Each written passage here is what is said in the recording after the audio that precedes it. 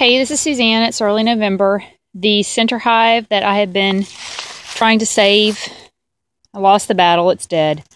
I think where I went wrong by looking through here and seeing what was going on, I think what happened, even though I replaced the queen, they didn't have sufficient stores. I just figured that with a goldenrod flow that they would have been fine until I could get to them again. I had some other hives that needed attention that I've been working on in my spare time on the weekends. And this one just slipped through my fingertips. I forgot all about it.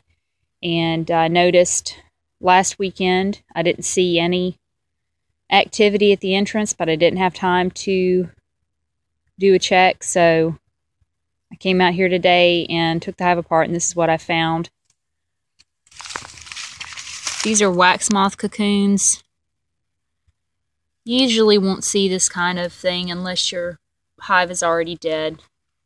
I only find wax moths in general. I only find them reproducing in weak or nearly dead hives. You'll see them every once in a while scurrying around. If you have a bottom board like this, the bees may have forced them down in there. But you won't usually see them reproducing unless there's something seriously wrong. So some of this comb is salvageable. I didn't see any signs of disease. I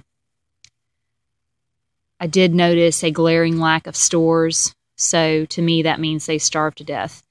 If there were still stores in here and the bees were dead, I'd probably burn this whole thing because there is a potential that they died of some kind of disease that I wouldn't want to spread. But most of the frames look like they're in pretty good shape. Some of them I'm going to have to toss. Probably that outside one I'm going to have to toss.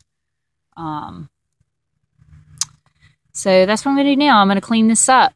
It's important that you clean up dead out hives as soon as possible, because when you do not, you get a breeding ground for pests. And you know, even though these wax moths in small numbers are not a big deal, if you've got, as you can see, I'm being helped out by these fire ants here.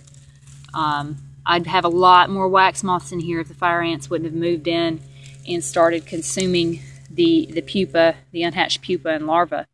But anyhow, back to what I was saying, you create a situation where you breed hordes of pests.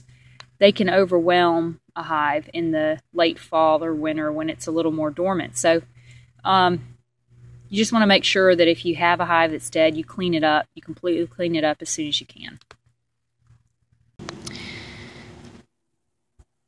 This is what I like about the plastic foundation. You can kind of scrape out areas of damage. The foundation is still intact. I'm not scraping out all of the damaged areas, but I'm going to get most of them.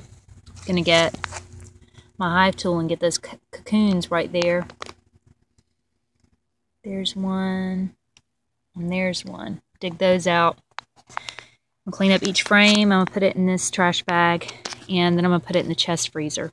And then I'm going to make sure that I scrape all the cocoons out of the wooden box and use a bleach solution to clean the inside and outside of the box.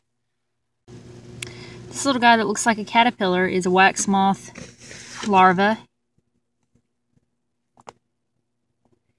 He's trying to get away. He's not going to make it, though. He'll die. There's no point in me even smashing him.